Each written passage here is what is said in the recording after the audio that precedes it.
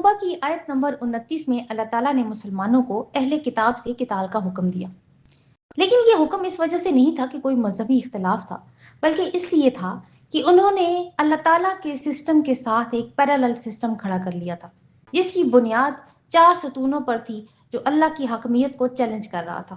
اور وہ 4 ستون کیا تھے؟ پہلا تو یہ تھا کہ اللہ تعالیٰ کے اوپر صحیح ایمان نہیں تھا ان کو۔ یہ تو کہتے تھے کہ اللہ تعالیٰ موجود ہے، لیکن مقتدر اعلیٰ اللہ کو نہیں مانتے تھے، قانون اس سے نہیں لے رہے تھے۔ دوسری بات یہ ہے کہ آخرت کے تصور کا بگاڑ پیدا ہو چکا تھا کہ جب جواب دہی کمزور ہو جائے تو دین رسم بن جاتا ہے، ذمہ داری نہیں رہتا۔ پھر حلال حرام کا اختیار انسانوں کو دے چکے تھے یہ لوگ، جو کہ صرف رب کا استحقاق ہوتا ہے۔ اپنے احبار اور رہبان کو وہ ان اتھارٹیز میں شامل کر چکے تھے جو کہ اللہ کی جگہ قانون سازی کر سکتے تھے۔ پھر دین حق کو، وہ دین جو اب حضرت محمد صلی اللہ علیہ وسلم لے کر آئے ہیں، جس کی دعوت ان کو دی جا رہی ہے، اس کو انہوں نے اپنا دین نہیں بنایا اور اللہ کے دین کو چھوڑ کر اپنا ایک پیرالل سسٹم قائم کر لیا۔ نحمد و نصلی علی رسول الکریم، اما بعد، اعوذ باللہ من الشیطان الرجیم، بسم اللہ الرحمن الرحیم، رب اشرح لی صدری ویسر لی امری واحلل عقدۃ من لسانی یفقہوا قولی، اللہم زدنا علما، اللہم ارنا الحق حقا وارزقنا اتباعہ وارنا الباطل باطلا وارزقنا اجتنابہ، رب یسر ولا تعسر وتمم بالخیر، آمین یا رب العالمین۔ سورۃ توبہ، اور ہمارا پارہ نمبر 10 ہے جنہوں نے ہمیں آج جوائن کیا ہے۔ اور لاسٹ ویک میں ہم نے جو آیات پڑھی تھی وہ 23 سے لے کے 27 تک کی تھی، ریکیپ دیکھ لیتے ہیں۔ ان آیات میں اللہ تعالیٰ نے ہمیں ایک حقیقت سمجھائی کہ دین کی کمزوری کبھی اچانک پیدا نہیں ہوتی، بلکہ اس کا آغاز انسان کے دل اور اس کے ورلڈ ویو سے ہوتا ہے۔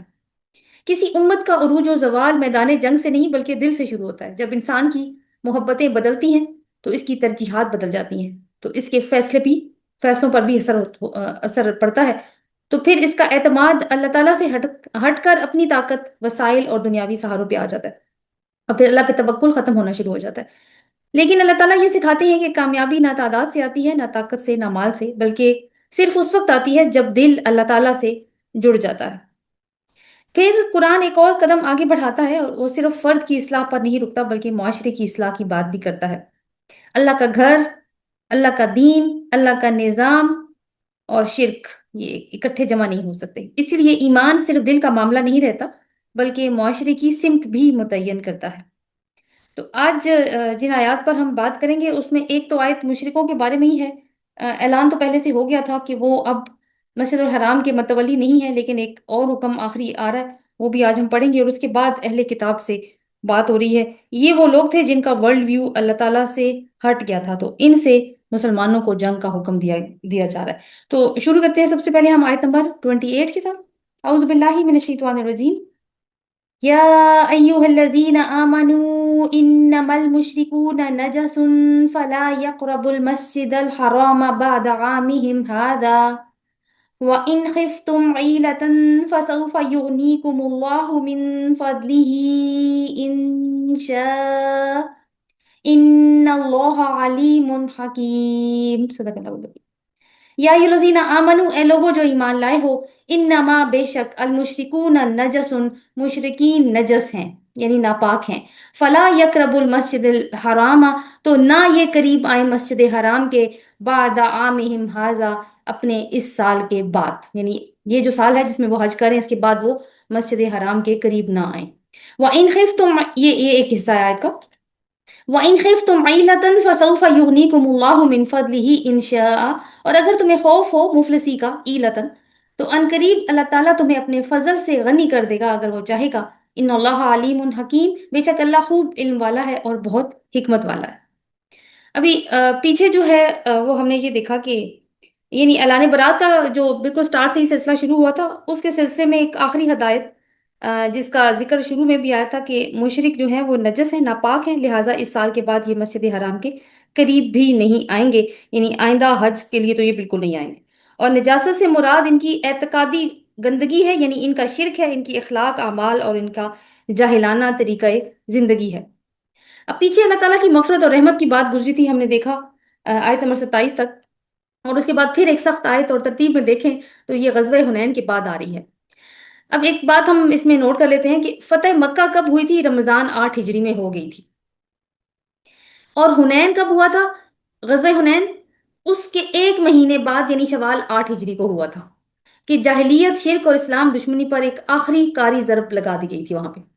مگر 8 ہجری کا حج جو کہ ذوالحجہ میں ہوا، یہ تو شوال میں ہوا نا، غزوہ حنین، حج تو ذی الحجہ میں ہوا، تو وہ حج مسلمانوں نے اپنے طریقے پر کیا اور مشرکوں نے پھر اپنے طریقے پر کیا۔ مگر 9 ہجری کا حج جس کے امیر حضرت ابوبکر صدیق تھے، اور یہ آیات اس وقت نازل ہوئی جو ابھی ہم پڑھ رہے ہیں، اس میں مشرک قبائل موجود تھے اور اسی حج میں یہ اعلان کیا گیا۔ تو گویا 8 ہجری شوال سے 9 ہجری ذوالحج تک مشرکوں کو ایک بار پھر موقع دیا گیا کہ سوچ لو کہ تم نے کس سائڈ پہ جانا ہے۔ تمہیں ابھی بھی مہلت دی جا رہی ہے کہ اسلام میں داخل ہو جاؤ، کیونکہ اب عرب میں شرک نہیں رہ سکتا۔ تو یہ مہلت اللہ تعالیٰ کی طرف سے رحمت ہی کا مظہر تھی۔ مگر جب بات نہیں انہوں نے سمجھی، اور تو اب پھر فائنل اعلان ہو گیا کہ یہ مشرک نجس ہیں، ناپاک ہیں، آئندہ یہ مسجد حرام کے قریب بھی نہ پھٹکیں، یعنی اب یہ حج کے لیے نہیں آ سکتے۔ تو وہ آیات جو 17 اور 18 ہم نے پڑھی تھی، جہاں پہ ان مشرکوں کو تولیت سے ہٹایا گیا تھا، کہ منصب چھین لیا گیا، تو اب تو ان کو بالکل بے دخل کر دیا گیا ہے اور ایک واضح اسلامی ریاست کی پالیسی سامنے آ گئی ہے، اور جس کی روح سے آج تک کوئی غیر مسلم حدود حرم میں داخل نہیں ہو سکتا۔ حنین ان مشرکوں کی فوجی طاقت کا خاتمہ تھا، مگر پھر 1 سال کی مہلت کے توبہ کر لو، یہ مہلت ختم ہوئی تو اب ان کے حرم میں داخلے پر پابندی لگا دی گئی۔ چونکہ ہم ساتھ ساتھ سورۃ انفال سے بھی ایک ڈیولپمنٹ دیکھ رہے ہیں کہ کچھ قوانین اللہ تعالیٰ نے سورۃ انفال میں دیے تھے پہلے سے۔ میں آپ کے سامنے ایک آیت رکھ رہی ہوں، سورۃ انفال کی آیت نمبر 37 ہے۔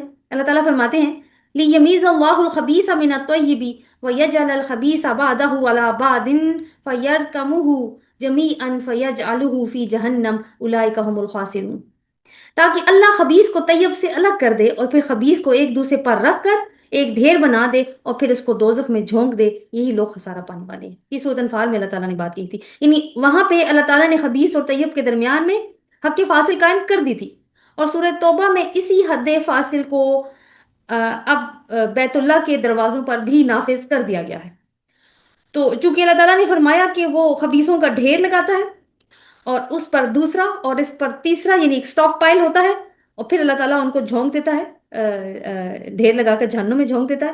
تو اب یہ ہے کہ ایک ڈھیر تو لگے، اب اس کے اوپر ایک اور گروہ جو ہے وہ آ رہا ہے ڈھیر ہونے کے لیے، اور اس کے لیے ہم جائیں گے آیت نمبر 29 پہ۔ اچھا نہیں، اس میں ایک پوائنٹ رہ گیا ہمارے پاس نا، دوسرا پوائنٹ رہ گیا۔ وَإِنْ خِفْتُمْ عِيلَةً فَسَوْفَ يُغْنِيكُمُ اللَّهُ مِنْ فَضْلِهِ إِنْ شَاءَ، اور اگر تمہیں خوف ہو مفلسی کا تو عنقریب اللہ تعالیٰ تمہیں اپنے فضل سے غنی کر دے گا۔ ان اللہ علیم حکیم، اللہ تعالیٰ خوب علم والا ہے اور خوب حکمت والا ہے۔ یہ عیلتن کے معنی ہوتے ہیں فقر اور مفلسی، تو یہاں یہ تجارتی معاشی نقصان کے مفہوم میں استعمال ہوا ہے۔ جیسے کہ ہم پہلے بھی پڑھ چکے ہیں کہ حج جہاں پر ایک مذہبی عبادت تھی، تو دوسری طرف کاروباری اور تجارتی اعتبار سے بھی اس کی کافی اہمیت تھی۔ تو اسی موسم حج میں باہر کا مال مکہ میں آیا کرتا تھا، اور مکہ کا سامان باہر کے تاجر خریدا کرتے تھے۔ تو قریش نے ایک نسئی کا قاعدہ یا قانون ایجاد کیا ہوا تھا، اور حج کو ایک خاص موسم میں کر دیا تھا۔ ٹھیک ہے، ویسے تو ایسا نہیں ہوتا نا کہ حج ہمیشہ ایک ہی موسم میں آئے، کبھی گرمی میں آتا ہے، کبھی سردی میں آتا ہے، کبھی درمیانے موسم میں، لیکن انہوں نے ایک نسئی کا قاعدہ ایجاد کیا تھا۔ آپ اس کو بس نوٹ کر لیں اپنے پاس، اس کے بارے میں ہم آئندہ آیات پڑھیں گے۔ تو اب یہ تھا کہ تاکہ یہ کیوں کیا تھا، تاکہ موسموں کی جو تبدیلی ہے وہ تجارتی معاملات کے آڑے نہ آ جائے۔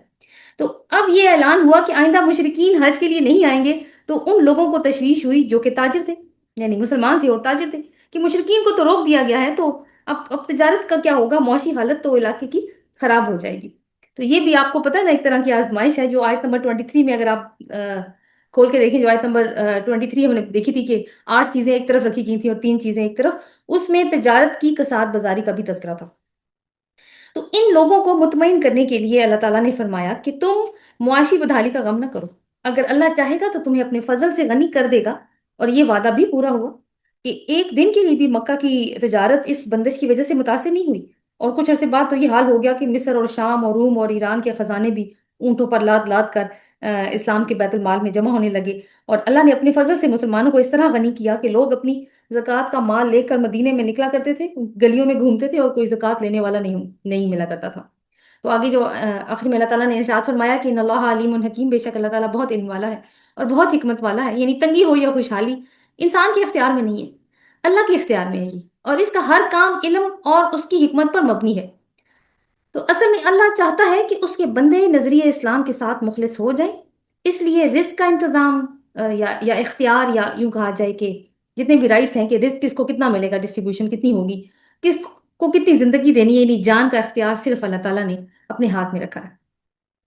تو جیسے پیچھے بات ہوئی تھی کہ وہ اس کے سلسلے میں کہ جو اسٹاک پائل تھا کہ اللہ تعالیٰ کیسے خبیث کا ڈھیر لگاتا ہے، تو خبیث کا جو لفظ تھا وہ اس آیت میں جو لفظ آیا نجس، اس کے پیرلل میں ہم لے سکتے ہیں، اور وہ ڈیولپمنٹ ہم پہلے سے دیکھ چکے ہیں۔ اب آیت اگلی جو آیات ہیں 29 سے 35 تک، اب یہ ہے کہ اندرونی محاذ سے بیرونی محاذ کی طرف شفٹ ہے۔ یہاں پہ اہل کتاب کی بات ہو رہی ہے، تو اہل کتاب یہود و نصارہ سے مسلمانوں کو حکم دیا گیا ہے کہ ان کے ساتھ جنگ کی جائے۔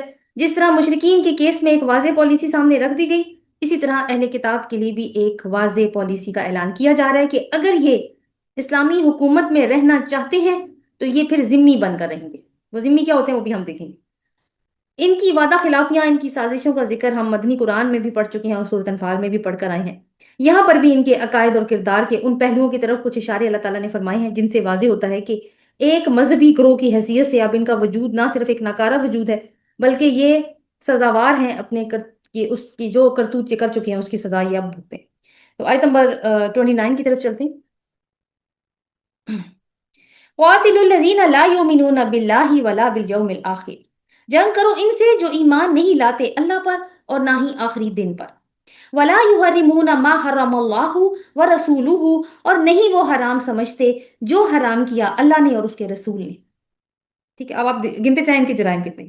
ولا یدینون دین الحق، اور نہیں وہ دین بناتے دین حق کو، یعنی وہ اپنا دین حق کو نہیں بناتے۔ من اللہ، کون ہے یہ لوگ؟ من الذین اوتوا الکتاب، ان میں سے جو کتاب دیے گئے تھے۔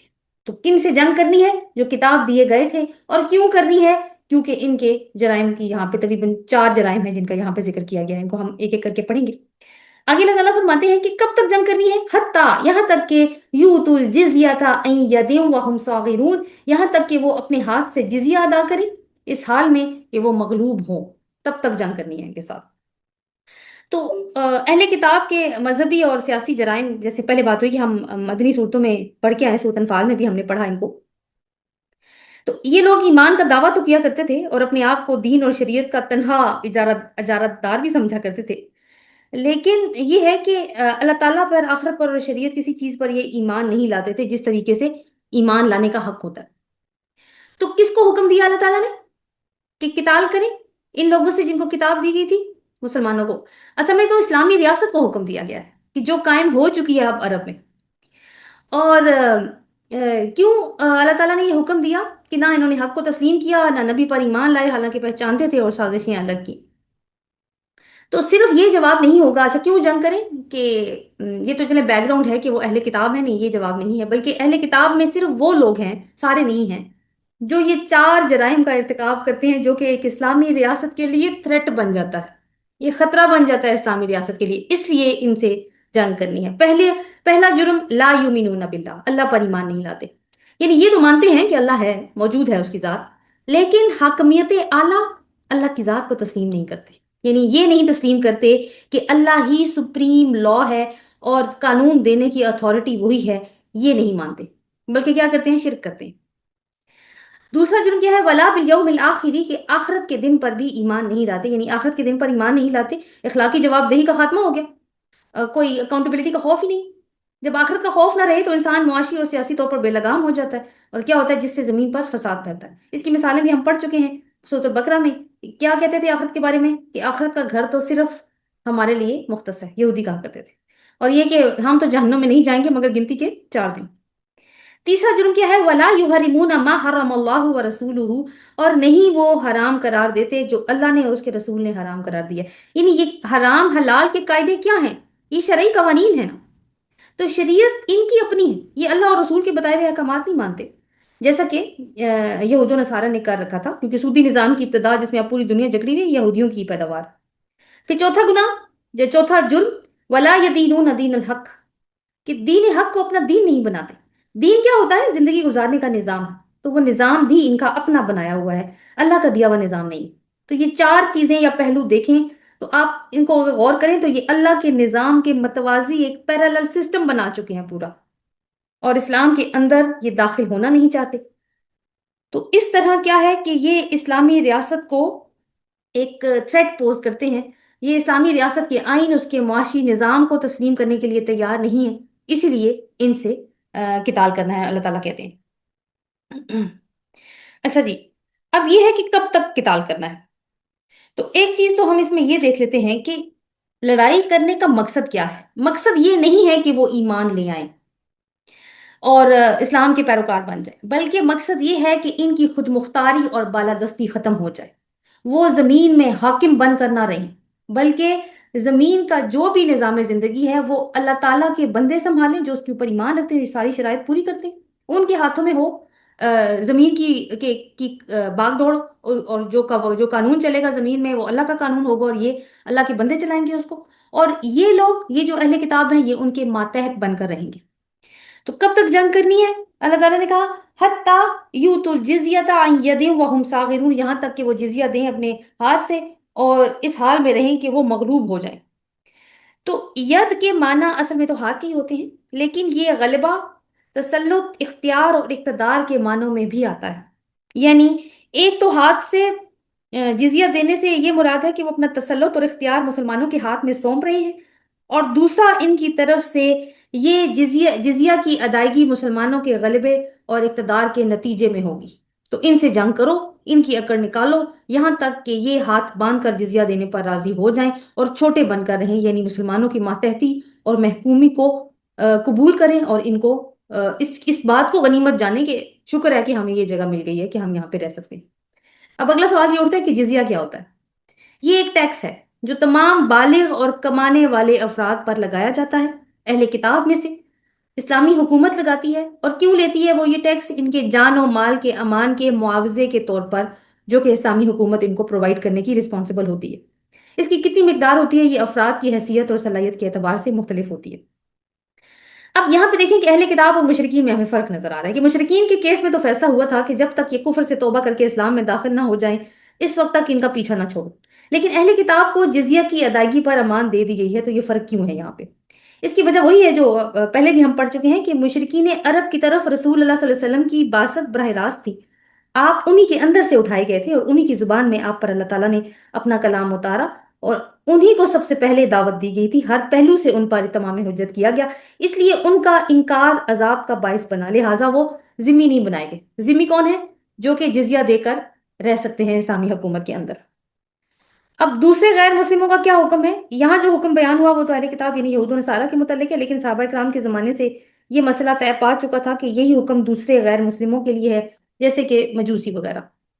اب یہ حکم ان اہل کتاب کے لیے ہے جو مسلمانوں کے ساتھ جنگ کرنے کے بعد مفتو ہوئے ہوں، یعنی مغلوب ہو گئے ہوں، یہ ان کے لیے حکم ہے۔ خلافت راستہ کے دور میں کسی بھی ملک پر لشکر کشی کرنے سے پہلے 3 شرطیں پیش کی جاتی تھی کہ نمبر 1، پہلی شرط کیا تھی کہ ایمان لے آؤ، ایسی صورت میں تم ہمارے برابر کے بھائی ہوگے۔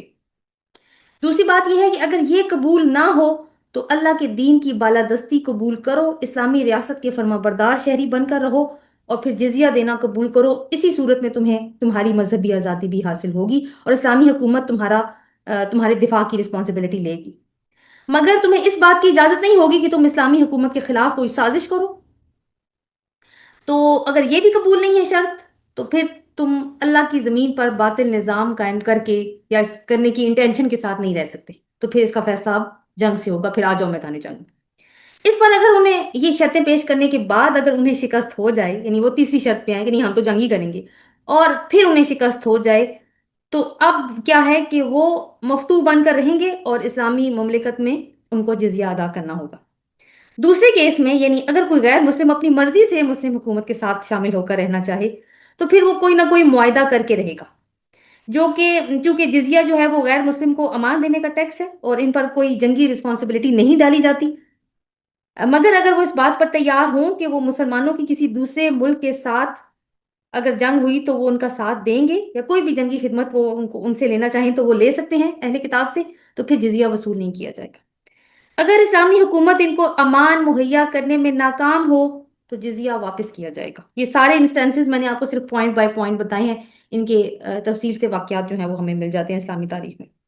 اب یہ ہے کہ اس بات پر جو اورینٹلسٹ ہیں وہ ان کی طرف سے کافی اعتراضات کر کے دین کو بدنام کرنے کی کوشش کی جاتی ہے، اور جو مسلمان ہیں وہ صفائیاں بھی دیتے پھرتے ہیں، لیکن اس کی ضرورت نہیں ہے، کیونکہ اللہ تعالیٰ کا دین اس بات سے بہت بلند ہے کہ اسے اللہ کے سرکشوں کے سامنے معذرتیں پیش کرنے کی کوئی حاجت ہو۔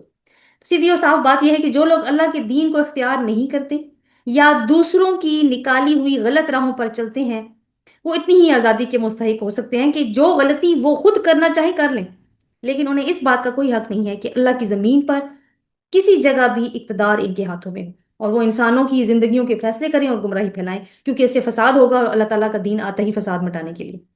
ایک اور بات نوٹ کرنے کی یہ ہے کہ زکوٰۃ مسلمان ادا کرتے ہیں جو انفاق فی سبیل اللہ کی شکل ہوتی ہے اور اس کا اجر ہے، جبکہ ذمی اپنے ہاتھوں سے جزیہ ادا کرتے ہیں، جو کہ گمراہیوں پر رہنے کی ایک قیمت ہے کہ ہم نے تو گمراہیوں پر رہنے کا ہی ارادہ کر لیا۔ آگے جا کے ہم دیکھیں گے کہ آج اس آیت کا اطلاق کہاں تک ہوتا ہے، یعنی اس طرح کا پہلی تو بات ہے کہ مسلمانوں کو حکم دیا گیا قتال کا، تو اس طرح کا قتال کون کرے گا؟ یہ وہ ریاست کرے گی جو اسلامی ہو، مسلمان نہیں کہہ رہی، اسلامی ریاست کہہ رہی ہوں، جہاں قانون اللہ کا چلتا ہو، ہر معاملے میں رخ کتاب اور سنت کی طرف کیا جاتا ہو۔ ایسی ریاست کسی بھی ظالمانہ نظام کے خلاف قدم اٹھا سکتی ہے۔ لیکن آج دنیا کا منظرنامہ کیا ہے کہ 57 ممالک، مسلمان ممالک تو موجود ہیں دنیا کے نقشے پر، مگر ایک بھی اسلامی مملکت نہیں ہے۔ نام تو جو مرضی رکھ لینا۔ جب قرآن آیت نمبر 29 میں قتال کا حکم دیتا ہے تو اس کا مخاطب وہ اسلامی حکومت ہے جہاں پر اللہ کا قانون نافذ ہو، جیسے میں نے پہلے بات کی۔ اس کا مخاطب کوئی انفرادی شخص یا گروہ نہیں ہے کہ وہ کسی بھی غیر مسلم ملک میں گھس کر دہشت گردی شروع کر دے، یہ نہیں ہے اس کا مطلب۔ تو لیکن کیونکہ کوئی غیر کوئی اسلامی مملکت موجود نہیں ہے، جس کی وجہ سے ایک طرف آپ دیکھیں کہ ظالم عالمی طاقتیں ہیں جو بے لگام ہیں اور مظلوموں کا استحصال بھی کر رہی ہیں، دوسری طرف مسلمانوں کی کوئی ریاست نہیں جو اس اجارداری کو ختم کرے۔ اور ساتھ ساتھ آیت نمبر 24 کے 8 بت بھی ہم نے الہ بنا رکھے ہیں۔ ولیجہ اور اولیاء کون ہیں، یہ بات بھی پہلے سے ڈسکس ہو چکی ہے۔ تو پہلی ضرورت معیار پورا کرنے کی ہے کہ اپنے ہاں اسلامی نظام حکومت قائم کیا جائے جہاں ہر ایک کو سب سے پہلے انصاف مل رہا ہو۔ ایک بات اور جو اہم ہے کہ غلبہ حاصل کیے بغیر مسلمانوں کے لیے ممکن نہیں ہے کہ وہ اللہ کا نظام کہیں پر بھی نافذ کر سکیں، ایسا نہیں ہوتا، غلبہ حاصل کرنا ضروری ہوتا ہے اس کے لیے۔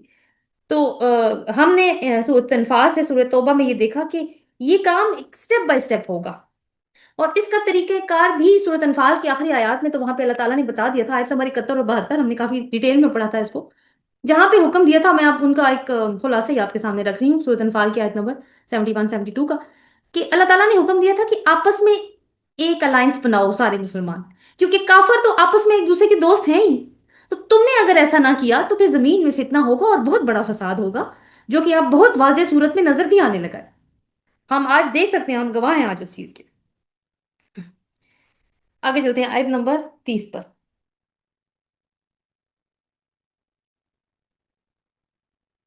قالت الیہود، اور کہا یہود نے، عزیر ابن اللہ، کہ عزیر اللہ کے بیٹے ہیں، وقالت النصارى، اور نصارہ نے کہا المسیح ابن اللہ، مسیح اللہ کے بیٹے ہیں، معاذ اللہ۔ ذالک قولہم بافواہہم، یہ بات ہے ان کے منہوں سے نکلتی ہوئی، یعنی ان کے منہ سے یہ بات نکلتی ہے۔ یداہیون قول الذین کفروا من قبل، وہ نقل کرتے ہیں قول کی، کن کے؟ ان کی جنہوں نے کفر کیا ان سے پہلے۔ قاتلہم اللہ، ہلاک کرے انہیں اللہ، انا یوفکون، یہ کہاں سے پھیرے جاتے ہیں۔ اب دیکھیں کہ یہودیوں نے کیا کہا اس آیت میں، کیا اللہ تعالیٰ بتا رہے ہیں کہ عزیر ابن اللہ ہیں، یعنی اللہ تعالیٰ کے بیٹے ہیں، اور نصارہ نے کیا کہا کہ مسیح جو ہیں وہ اللہ کے بیٹے ہیں۔ آگے اللہ تعالیٰ کہتے ہیں یہ ان کے منہوں سے نکلتی ہوئی بات ہے، اور کیوں نکلی ہے یہ بات؟ وہ نقل کرتے ہیں کسی اور کے قول کی، اور وہ کون ہے جن کے قول کی وہ یہ لوگ نقل کر رہے ہیں؟ وہ لوگ ہیں جنہوں نے ان سے پہلے کفر کیا تھا، یہ کچھ اور لوگ ہیں جن کی یہ نقل کر رہے ہیں، مشابہت کر رہے ہیں، تو ہلاک کرے اللہ تعالیٰ ان کو، یہ کہاں سے پھیرے جاتے ہیں۔ تو یہاں سے ہمیں پہلے تو ہمیں قول سے قالت کا ایک سفر نظر آتا ہے۔ تو اوپر والی جو آیات ہیں وہ یہود و نصارہ کے متعلق جو بات بیان ہوئی نا کہ وہ اللہ اور روز آخر پر ایمان نہیں رکھتے، اس کی دلیل اب اس آیت میں دی جا رہی ہے۔ دیکھیے چار جرائم ہم نے پڑھے تھے نا، تو پہلا جرم کیا تھا؟ اللہ پہ ایمان نہیں لاتے، دوسرا تھا کہ وہ آخرت پر ایمان نہیں لاتے، تو ان دونوں کو یہ آیت ان دونوں کی ایک دلیل کے طور پر آئی ہے، یعنی ان کا ایمان کیا ہو چکا ہے؟ اللہ کے پیغمبروں کو معاذ اللہ یہ اللہ کی اولاد بنا لیتے۔ اب حضرت عزیر علیہ السلام کے بارے میں ہم پہلے دیکھ لیتے ہیں۔ عزیر علیہ السلام جو ہے نا، یہودی ان کو ایزرا کہتے ہیں، یہ پیغمبر ہیں جن کو یہ اپنے دین کا مجدد مانتے ہیں، کہ انہوں نے دوبارہ سے دین کا احیاء کیا تھا، زندہ کیا تھا۔ ان کا زمانہ جو ہے وہ 450 قبل مسیح کے لگ بھگ بتایا جاتا ہے، اور اسرائیلیات کے مطابق حضرت سلیمان علیہ السلام کے بعد جو آزمائش کا دور آیا تھا بنی اسرائیل پر، جب بخت نصر نے حملہ کیا تھا، تو اس وقت تورات دنیا سے گم ہو گئی تھی، اور یہ لوگ، وہ ان کو بابل میں لے گیا تھا، عراق لے گیا تھا، جہاں پہ بابل میں یہ بہت ٹائم قیدی بن کر رہے۔ تو وہاں پہ جو ہے وہ اسرائیلی جو نسلیں پیدا ہوئی، ان کو اپنی شریعت، اپنی روایات، اپنی ایون قومی زبان جو عبرانی تھی وہ بھی بھول گئی تھی۔ تو آخرکار یہی جو اللہ تعالیٰ کے پیغمبر ہیں عزیر علیہ السلام، انہوں نے بائبل کا جو اولڈ ٹیسٹمنٹ تھی اس کو مرتب کیا، اور پھر شریعت کی تجدید کی۔ اس کی وجہ سے بنی اسرائیل ان کی بہت زیادہ احترام کیا کرتے تھے، لیکن وہ احترام اور تعظیم اتنی بڑھ گئی کہ کچھ یہودی گروہوں نے ان کو ابن اللہ بنا دیا، سب نے نہیں کہا، کچھ نے کہا۔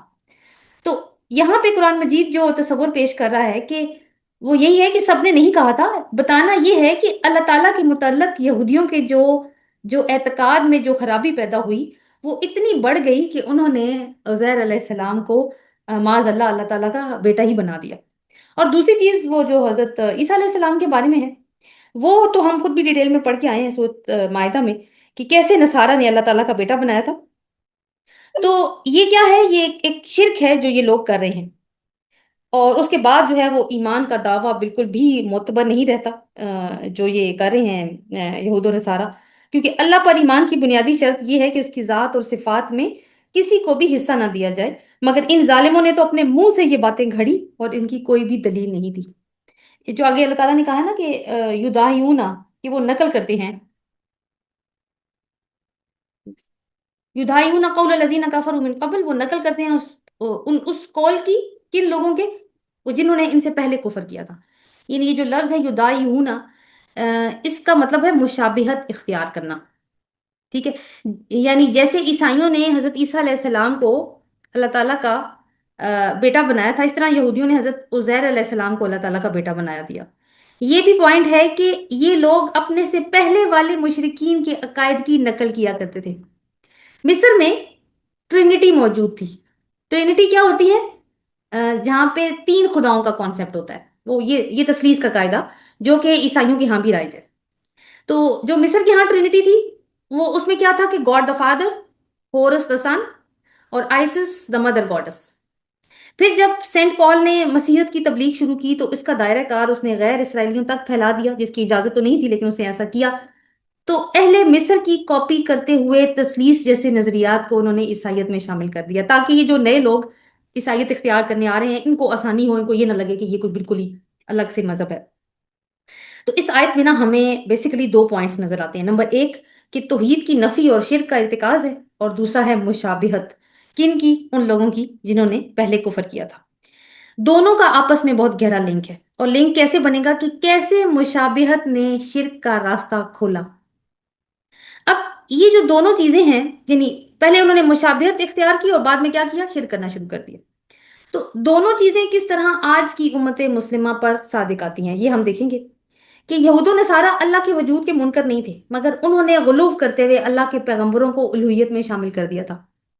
آج امت مسلمہ کسی پیغمبر کو اللہ کا بیٹا تو نہیں کہتی معاذ اللہ، مگر بعض طبقات میں غلو ضرور پایا جاتا ہے اولیاء اور صوفیاء کے لیے، جس کی وجہ سے اللہ تعالیٰ کو چھوڑ کر یا اس کے ساتھ ساتھ فوت شدہ بزرگوں، ولیوں، ہستیوں کو جو اللہ کی مخلوق میں یہ کشف و کرامات کے مالک سمجھے جاتے ہیں، ان سے براہ راست کبھی اولاد طلب کی جاتی ہے، کبھی صحت، کبھی روزگار، اور مختلف طریقوں کی حاجت روائی کی جاتی ہے۔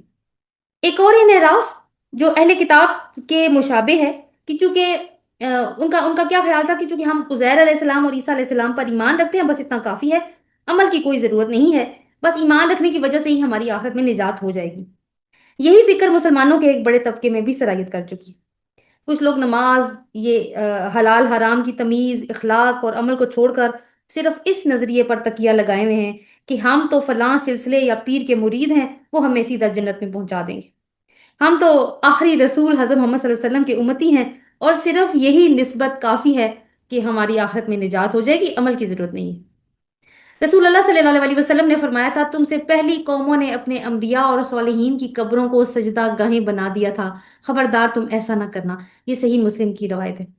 لیکن آج آپ دیکھیں درگاہوں اور مزاروں پر جا کر کبھی کبھی قبروں کا طواف کرنا، کبھی کسی پتھر یا درخت کا، پورے 7 چکر لگائے جاتے ہیں۔ قبر کے آگے جھکنا، سجدے کرنا، نظر و نیاز جو کہ صرف اللہ کے نام کی ہونی چاہیے ان مزاروں پر کرنا، تو یہ ساری مثالیں عقیدہ توحید کے بگاڑ اور شرک کی موجودگی ہیں۔ اور اس کا نتیجہ کیا نکلتا ہے پھر کہ انسان وہی کو چھوڑ دیتا ہے اور پھر اس سے ایک خلا پیدا ہوتا ہے۔ دوسرا اس کا پوائنٹ تھا مشابہت، جو اللہ تعالیٰ نے کہا یدعون قول الذین کفروا من قبل، یہ اہل کتاب کا رویہ تھا۔ جب ان کا عقیدہ بگڑا اور وہی کا ساتھ چھوٹ گیا جو کہ کسی قوم کو واضح ڈائریکشن دیتی ہے، تو پھر قومیں جہاں جہاں سے امپریس یا مرعوب ہوتی ہیں اس چیز کو اپنا کلچر کا حصہ بنانا شروع کر دیتی ہیں، جیسے کہ ڈسکس ہوا پیچھے۔ تو یہ اندھی تقلید ہوتی ہے بغیر سوچے سمجھے، سوال بھی نہیں کیا جاتا۔ تو پھر جیسے اہل کتاب نے مصر کے فلسفے کو اپنا لیا یا گریس کے فلسفے کو اپنا لیا اور شرک کے مرتکب ہوئے، تو اس سے کیا بات نکلتی ہے کہ اندھی تقلید بھی شرک کا راستہ استوار کرتی ہے۔ اب یہاں پہ اللہ تعالیٰ نے ایک لفظ استعمال کیا، قول، قول الذین کفروا۔ تو اللہ تعالیٰ یہ نہیں فرما رہے کہ وہ کافروں کی نقل کرتے ہیں، بلکہ کیا کہا ہے اللہ تعالیٰ نے کہ وہ ان کافروں کے قول کی نقل کرتے ہیں جو پہلے گزر چکے ہیں۔ کیا مطلب ہوا اس بات کا؟ پہلے کافر کیا بات کرتے تھے، کیا قول اقوال تھے ان کے؟ اللہ کے بیٹے ہیں، بیٹیاں ہیں، کچھ ہستیاں اس کے ساتھ شریک ہیں۔ یہی بات اہل کتاب نے بھی کاپی کی۔ لیکن بات صرف ایک قول نہیں ہوتا، بات فلسفہ بھی ہوتی ہے۔ تو یہ آہستہ آہستہ کیا ہوتا ہے، یہ عقیدہ بننا شروع ہو جاتا ہے اور توحید جیسا جو بنیادی پلر ہے وہ پھر ہل جاتا ہے۔ تو یہ نقل ہوتی کیوں ہے؟ مروبیت کی وجہ سے، یعنی فکری تقلید۔ آج بھی آپ دیکھیں کہ مسلمانوں میں زوال اور انحراف کا آغاز کسی بت کے آگے جھکنے سے نہیں ہوا، بلکہ غیروں کے اقوال، نظریات اور فلسفوں کو اپنانے سے ہوا ہے۔ جیسے کہ اقوال کی مثال دے رہی ہوں، سیکولرزم، کیپٹلزم، ہیومنزم، فیمنزم۔ تو مسلمان ان اقوال اور نعروں سے مرعوب ہوئے پہلے، پھر ان کو اپنا لیا۔ اور کیوں اپنایا انہوں نے؟ کیوں یہ نظریات اپنائے مسلمانوں نے؟ کیونکہ قرآن تو یہ چھوڑ چکے تھے، اور آج تک یہی حال ہے، گیپ تو پیدا ہوتا ہے نا پھر۔ اور پھر مروبیت کا حال یہ ہے کہ سائنس یا مغرب نے ایسا کہہ دیا ہے تو لوگ بغیر دلیل کے مان جاتے ہیں، لیکن جب اللہ کا حکم یا رسول کی سنت سامنے آ جائے تو تعویلیں گھڑتے ہیں اور نکتہ چینیاں کرتے ہیں۔ ایتھیزم کی تحریک نے اخلاق کی ایسی ایسی تعریفیں اور مطلب نئی نئی ڈیفینیشنز گھڑی ہیں نا کہ ان کے نتائج بھیانک ہیں۔ جیسے کہ خوبصورت نعرہ لگاتے ہیں ہیومن رائٹس کا، لیکن اس کے نام پہ ہم جنس پرستی کو بھی جائز کرا دے دیا گیا۔ انڈیویجول فریڈم کا نعرہ لگایا جاتا ہے، اس کے نام پر حیا اور حجاب کو ظلم کہنا، اور مسلمانوں کا یہ ڈیفینیشنز اپنا لینا اصل میں اللہ کی وحدانیت کو چیلنج ہے۔ کیسے کہ اس نے جو حکم دیا وہ ہمیں ٹھیک نہیں لگ رہا۔ پھر کیپٹلزم کے نام پہ سود خوری، یہ معاشی قوانین میں وحدانیت کو چیلنج کرنا ہے اور بیرونی فلسفے کی تقلید ہے، یعنی قول کی۔ تو اگر احکامات ہم کسی اور کے لے کر زندگی گزار رہے ہیں، وہ اللہ کے نہیں ہیں، تو پھر شرک تو کر دیا ہو گیا نا پھر ہم سے۔ آگے چلتے ہیں اگلی آیت کی طرف، بلکہ آخر میں اللہ تعالیٰ کہتے ہیں قاتلہم اللہ، اللہ ان کو ہلاک کرے، انا یوفکون، یہ کہاں سے پھیرے جاتے ہیں؟ یہ قاتلہم اللہ، یہ عربی میں لغت کا ایک کلمہ ہے، جیسے ہم اردو میں کہتے ہیں نا اللہ غارت کرے، تو یہ ویسی ایک بات ہے۔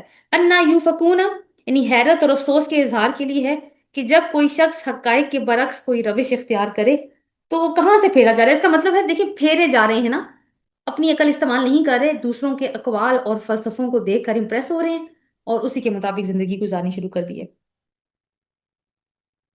اگلی آیت کی طرف چلتے ہیں، آیت نمبر 31، اتخذوا احبارهم ورهبانهم اربابا من دون اللہ والمسیح ابن مریم، انہوں نے بنا دیا اپنے احبار کو اور اپنے رہبان کو مختلف رب اللہ کے سوا، اور مسیح ابن مریم کو بھی۔ یہ ایک حصہ آیت کا۔ دوسرا ہے وَمَا أُمِرُوا إِلَّا لِيَعْبُدُوا إِلَٰهًا وَاحِدًا، حالانکہ نہیں وہ حکم دیے گئے تھے مگر اس کی کہ وہ صرف ایک الہ کی عبادت کریں، لا الہ الا ہو، نہیں کوئی الہ مگر وہی، سبحانہ عما یشرکون، پاک ہے وہ اس سے جو وہ شریک ٹھہراتے ہیں۔ تو انہوں نے کیا کیا جی؟ اب یہاں پہ ان کا وہ ایک اور جرم آ رہا ہے کہ انہوں نے اپنے احبار اور رہبان کو اللہ کے سوا مختلف رب بنا لیا، اور مسیح ابن مریم کو بھی۔ اور آگے اللہ تعالیٰ کہتے ہیں حالانکہ اللہ نے تو ان کو یہ حکم نہیں دیا تھا، اللہ نے تو کیا حکم دیا تھا کہ وہ صرف ایک الہ کی عبادت کریں جس کے سوا کوئی معبود نہیں ہے، اور اللہ اس شرک سے پاک ہے جو یہ کرتے ہیں۔ تو اس میں احبار اور رہبان کو تو ہم دیکھیں گے، لیکن آپ دیکھیں کہ دو الفاظ اور بھی بہت اہم ہیں، اربابن جو کہ رب کی جمع ہے، اور ایک لفظ الہن، الہ، یہ تو 2 دفعہ ہے آیت میں، تو الہ اور رب، اس کو بھی ہم انشاءاللہ یہاں پہ دیکھیں گے۔ اچھا جی، آیت نمبر 29 میں جو اللہ تعالیٰ نے اہل کتاب کے بارے میں فرمایا تھا نا، وَلَا يُحَرِّمُونَ مَا حَرَّمَ اللَّهُ وَرَسُولُهُ، کہ وہ حرام قرار نہیں دیتے اس چیز کو جو اللہ اور اس کے رسول نے قرار دی ہے۔ یہ جو آیت ہے نا، یہ اس حصے کی دلیل آ رہی ہے یہاں پہ۔ اب انہوں نے کیا کیا ہے، اہل کتاب نے، یہود و نصارہ نے، کہ اپنے فقیہوں اور راہبوں کو اللہ کے سوا رب بنا دیا انہوں نے۔ احبار جو ہے وہ خبر کی جمع ہے، اور اس کا غالب استعمال یہود کے فقہا کے لیے ہوتا ہے۔ رہبان جو ہے وہ راہب، راہب واحد ہے، رہبان جمع ہے، یہ لفظ نصارہ کے لیے مشہور ہے۔ تو انہوں نے کیا کیا، ایک حدیث ہے جو کہ بہت خوبصورتی سے اس آیت کو سمجھا دیتی ہے کہ کس طریقے سے انہوں نے مختلف رب بنا لیے اللہ کو چھوڑ کے۔ تو حدیث میں آتا ہے کہ حضرت عدی بن حاتم جو پہلے عیسائی تھے، جب رسول اللہ صلی اللہ علیہ وسلم کے پاس حاضر ہو کر انہوں نے اسلام قبول کیا تو مختلف طرح کے سوالات پوچھے ہمارے نبی صلی اللہ علیہ وسلم سے۔ ان میں ایک سوال یہ بھی تھا اس آیت کے بارے میں کہ ہم پر یہ الزام لگایا جاتا ہے کہ ہم اپنے علماء اور درویشوں کو رب بنا لیتے ہیں، لیکن ایسے تو کوئی بات نہیں ہے۔ تو رسول اللہ صلی اللہ علیہ وسلم نے فرمایا کہ کیا یہ بات صحیح نہیں کہ جو کچھ یہ لوگ حرام قرار دیتے ہیں تم اسے حرام مان لیتے ہو، اور جو جو کچھ وہ حلال قرار دیتے ہیں تم اسے حلال مان لیتے ہو؟ تو انہوں نے کہا ہاں ہے تو ایسا ہی۔ تو رسول اللہ صلی اللہ علیہ وسلم نے فرمایا بس یہی ہے ان کو رب بنانا۔ جی، ہم لوگ ڈسکس کر رہے تھے آیت نمبر 31، اور یہ بات تو گزر گئی تھی کہ احبار کون ہوتے ہیں، وہ یہودیوں کے فقہا یا ہم کہہ سکتے ہیں ان کے مولوی یا علماء ہیں، اور رہبان کون ہیں، وہ نصارہ کے ہیں۔ اور میں آپ کو حدیث سنا رہی تھی حضرت حاتم بن عدی کی، تو انہوں نے یہ سوال ہمارے نبی صلی اللہ علیہ وسلم سے پوچھا تھا اسی آیت کے حوالے سے۔ تو رسول اللہ صلی اللہ علیہ وسلم نے جواب دیا تھا کہ اگر حلال حرام کے قوانین تم اپنے علماء کے ہاتھوں میں دے دیتے ہو نا، اور اسی پہ عمل کرتے ہو، تو یہی ہے پھر رب بنانا ان کو۔ تو اس کا کیا مطلب ہے کہ اللہ کی کتاب کی سند کے بغیر جو لوگ انسانی زندگی کے لیے جائز اور ناجائز کے قوانین مقرر کرتے ہیں، خود مقرر کرتے ہیں، تو بے شک وہ خدائی کا دعویٰ کریں یا نہ کریں اپنے منہ سے، اصل میں وہ رب بن جاتے ہیں۔ تو یہاں پہ ہم یہ دیکھیں گے، ایک ایک چیز تو ہمیں یہ سمجھ میں آ گئی، اور ساتھ میں نا ایک ذکر اور آیا کہ مسیح ابن مریم، اور مسیح ابن مریم کو بھی انہوں نے رب بنا لیا۔ اور جو آگے اللہ تعالیٰ نے بات کی کہ حالانکہ ان کو نہیں حکم دیا گیا تھا کہ یہ نہیں کہا کہ وہ ایک رب کی عبادت کریں، بلکہ کیا کہا ہے، وہ الہ واحدہ، ایک الہ کی عبادت کریں۔ تو رب اور الہ کو ہم تھوڑا سا ڈیٹیل میں سمجھنے کی کوشش کرتے ہیں، ویسے تو ہمیں معلوم ہے ان کے معنی، لیکن ہم اس آیت کے کانٹیکس میں دیکھیں گے۔ رب کا کیا مطلب ہوتا ہے؟ خالق، جو مطلب پیدا کرنے والا ہوتا ہے، تخلیق کرنے والا ہوتا ہے۔ پھر اس کا ایک مطلب ہوتا ہے مالک، مالک یا بادشاہ، وہ بادشاہ جو پوری طرح سے اتھارٹی رکھتا ہے، پوری طرح سے با اختیار ہوتا ہے۔ اس کا ایک مطلب ہوتا ہے مدبر یا مدبر، جو کہ پلاننگ کرتا ہے، یعنی کائنات میں جو کچھ بھی ہو رہا ہے، یہ دن رات کس طرح سے بدل رہے ہیں، موسم کون سا کس وقت آئے گا، کون سا کام کائنات میں کون سا، یعنی نیچرل فینومینا اس کی اکرنس کب ہوگی، اس کی ساری پلاننگ کون کرتا ہے؟ مدبر، اور وہ کون ہے؟ رب۔ پھر رب کا ایک معنی منعم بھی ہوتا ہے، جو انعام دینے والی ذات ہوتی ہے، اور ایک مربی بھی، جو محبت سے پرورش کرنے والا ہوتا ہے۔ یہ ساری ڈسکشن سورہ فاتحہ میں گزر چکی ہے کہ جب انسان اللہ کو رب مان لیتا ہے ان سب پہلوؤں کی وجہ سے، تو وہ اس کا عبد بننے کا فیصلہ کرتا ہے اس کے بعد، یعنی عبد بننے کا فیصلہ، عبد کس؟ عبد اور عبادت، یعنی عبادت کا فیصلہ کرتا ہے، کہتے ہیں نا ایاک نعبد و ایاک نستعین، اس کے بعد ہی فیصلہ کرتا ہے نا، یعنی وہ کہتا ہے کہ میں صرف اور صرف تمہارا اللہ تعالیٰ تیری ہی عبادت کرتا ہوں اور کروں گا، اور تجھی سے مدد مانگتا ہوں اور مانگوں گا، بغیر کسی غیر کی شرکت کی۔ یعنی جب انسان اللہ کی ربوبیت کو تسلیم کرتا ہے تو اس کا لازمی نتیجہ کیا ہوتا ہے کہ وہ اللہ کی الوہیت کو بھی تسلیم کرے۔ الہ، الہ وہ ذات ہوتی ہے جو عبادت کی مستحق ہو، جس کے ساتھ محبت کی جائے اور اس کی اطاعت کی جائے، یعنی جو حکم وہ دے اس کو تسلیم کیا جائے۔ الہ کا تعلق اس اتھارٹی سے ہے جو قانون دیتا ہے اور اس کی اطاعت لازماً کی جاتی ہے۔ اگر ہم یہ اختیار کسی اور کو دیں تو پھر شرک ہو جاتا ہے۔ اس آیت میں رب اور الہ دونوں الفاظ استعمال ہوئے ہیں، پہلے اربابن کا لفظ اور پھر الہ واحدہ کا لفظ۔ تو گویا قرآن یہ سمجھا رہا ہے کہ جسے انسان ربوبیت کے کسی حق میں شریک بنا لیتا ہے، وہ آہستہ آہستہ اس کو الوہیت میں بھی شریک کر لیتا ہے۔ اسی لیے ربوبیت اور الوہیت الگ نہیں ہے۔ یہ ساری تمہید ہمیں یہ جو میں نے ڈسکشن کی، یہ ہمیں آیت نمبر 31 کو سمجھنے میں مدد دے گی۔ اب احبار اور رہبان کو اللہ تعالیٰ کہتے ہیں انہوں نے رب بنا لیا، گویا کہ جو رب کے ہم نے 5 معنی پڑھے تھے اس میں مالک جو ایک معنی تھا رب کا، یعنی مالک کا کیا مطلب ہے کہ صاحب اختیار بادشاہ، یا جو وہ اتھارٹی جو صاحب اختیار ہوتی ہے، وہ انہوں نے کس کو بنا لیا؟ اپنے احبار اور رہبان کو، یعنی وہ ہستی جو قانون سازی کر سکتی ہے۔ یعنی اب یہ لوگ یعنی علماء یا ان کے مولوی جو فیصلہ کریں گے وہی قانون ہوگا، رب کی اتھارٹی ان کے پاس آ گئی ہے۔ رہبان کے حوالے سے تو حدیث میں نے آپ کے ساتھ شیئر کی نا، جہاں تک عیسائیوں، وہ تو بات تھی یہودیوں کی بات تھی، لیکن جہاں تک عیسائیوں کی بات ہے، سوری، رہبان عیسائیوں کی بات تھی۔ ایک اور میں آپ کے ساتھ روایت شیئر کرتی ہوں، یہ سینٹ میتھیو یعنی متی کی جو انجیل ہے اس کی ایک ورس ہے، اس کا ترجمہ میں آپ کے سامنے رکھتی ہوں کہ جس چیز کو تم زمین پر حرام کر دو گے وہ آسمان پر بھی حرام سمجھی جائے گی، اور جس چیز کو تم زمین پر حلال کر دو گے وہ آسمان پر بھی حلال سمجھی جائے گی۔ یعنی انہوں نے اب تحریف تو کی نا اپنی کتابوں میں، اور آپ یہ دیکھیں کہ آیت کہ اس کا کیا مطلب سیدھا سیدھا نکل رہا ہے کہ تمہارے پاس پورا اختیار ہے حلال حرام کرنے کا۔ تو اس عقیدے کو عیسائی اپنی اصطلاح میں power of binding and losing کہتے ہیں۔ اسی وجہ سے اب پوپ جو حکم دیتا ہے وہی قانون بن جاتا ہے، اور یہی ہے ارباب من دون اللہ۔ دوسری چیز دیکھیں کہ حضرت عیسیٰ علیہ السلام کا تذکرہ دوسری مرتبہ اس آیت میں آیا ہے، اور نام اللہ تعالیٰ نے عیسیٰ نہیں لیا۔ کیا لیا نام؟ مسیح ابن مریم۔ مسیح کیا ہے؟ حضرت عیسیٰ علیہ السلام کا لقب ہے۔ تو اللہ تعالیٰ نے ان کو پادریوں کے ساتھ کیوں جوڑا؟ عیسائی جو ہیں وہ عیسیٰ علیہ السلام کو گاڈ یعنی الہ اور لارڈ یعنی رب دونوں مانتے ہیں۔ المسیح کا ویسے مطلب جو ہے نا عربی میں جس کو مسیحا کہتے ہیں نا وہی ہے، یہ لوگ اس کو مسایا کہتے ہیں، یعنی وہ مبارک ہستی یا بابرکت ہستی جسے اللہ تعالیٰ نے پاک کر کے نبوت اور معجزات کے لیے چن لیا۔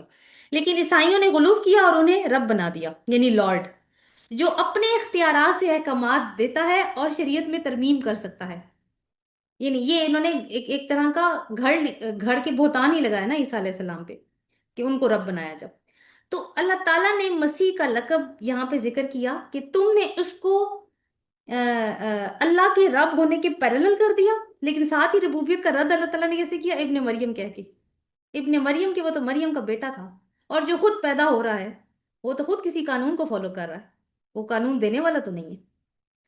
اور پھر میں نے جیسے ذکر کیا آپ سے پہلے کہ یہ اختیار جو ہے وہ پوپ کے پاس آ گیا، جس نے شریعت موسوی ختم کر دی، پوپ نے، وہ شریعت موسوی جس کی تصدیق عیسیٰ علیہ السلام نے کی تھی، اور یہ فتویٰ دے دیا کہ شریعت پر عمل کرنا ضروری نہیں ہے، صرف یہ مان لینا ضروری ہے کہ عیسیٰ علیہ السلام الہ ہیں اور رب ہیں، ٹھیک ہے؟ نہیں وہ جو پیچھے ہم نے ڈسکشن کی۔ اب آپ دیکھیں، اگر آپ تھوڑا سا غور کریں، اگر آپ کو یہ صحیح بات سمجھ میں آئی ہو کہ ایک طرح سے اپنے عقیدے کی ہی نفی کر دی ہے نا انہوں نے، بہت پیچیدہ قسم کا مذہب ہے ان کا، کیونکہ اگر ان کے خیال میں عیسیٰ علیہ السلام رب تھے معاذ اللہ، تو پھر یہ کون ہوتے ہیں شریعت بدلنے یا ساکن کرنے والے یا ختم کرنے والے اس کو؟ تو اصل میں کیا ہے، پھر یہ خود رب بن گئے، انہوں نے اختیارات اپنے ہاتھ میں لے لیے۔ تو آگے جو ارشاد فرمایا نا اللہ تعالیٰ نے کہ نہیں ان کو حکم دیا گیا تھا مگر ایک الہ، اور وہ بھی واحد ہے، اس کی عبادت کرنے کا۔ تو یہ کون حکم دیے گئے تھے؟ یہ سارے کتاب والے، جنہوں نے پہلا کام اپنا عقیدہ غلط کرنے کا کیا، دوسرا اللہ تعالیٰ کی حاکمیت میں نئے نئے جو رب ہیں ان کو شریک کر لیا۔ تو اب اللہ تعالیٰ فرماتا ہے کہ ان کو ان کی کتابوں میں تورات اور انجیل میں ایک ہی حکم دیا گیا تھا کہ وہ صرف ایک الہ کی عبادت کریں اور اس کے علاوہ کوئی الہ نہیں ہے۔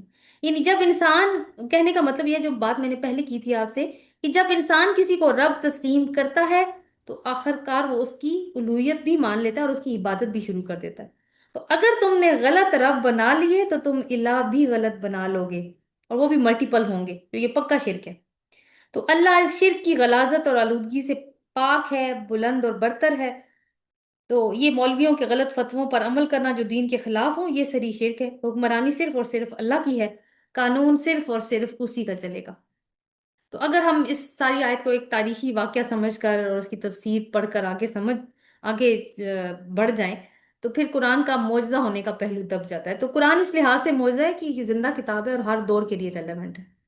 اب ہم اپنے آپ سے یہ سوال کرتے ہیں کہ کیا ہمارے اندر بھی یہی خرابی تو نہیں آ گئی کہ اربابم من دون اللہ ہم نے بھی گھڑ لیے ہوں؟ تو آیت نمبر 31 میں رسول اللہ صلی اللہ علیہ وسلم نے حضرت عدی بن حاتم رضی اللہ عنہ کو جو تشریح فرمائی تھی کہ حلال کو حرام اور حرام کو حلال کرنے پر ان کی بات مان جانا ہی ان کو رب بنانا ہے، اس کی روشنی میں اگر آج ہم اپنے معاشرے کا جائزہ لیں تو ایک المیہ جو سامنے آتا ہے کہ جب کسی شخص، فرقے یا مسلک کے پیروکاروں کے سامنے اللہ کا واضح حکم یا رسول اللہ صلی اللہ علیہ وسلم کی صحیح حدیث رکھی جائے تو وہ جواب میں کیا کہتے ہیں؟ نہیں نہیں، ہمارے فلاں پیر صاحب یا مولانا صاحب یا خطیب صاحب یا ہمارے استاد یا مفتی صاحب نے تو یہ فرمایا ہے، ہم تو انہیں کی بات مانیں گے۔ تو یہ عین وہی رویہ ہے نا احبار اور رہبان کے ساتھ جو عیسائیوں اور یہودیوں کا تھا۔ پھر اللہ تعالیٰ کے احکامات پر دنیاوی قوانین کو ترجیح ہونا۔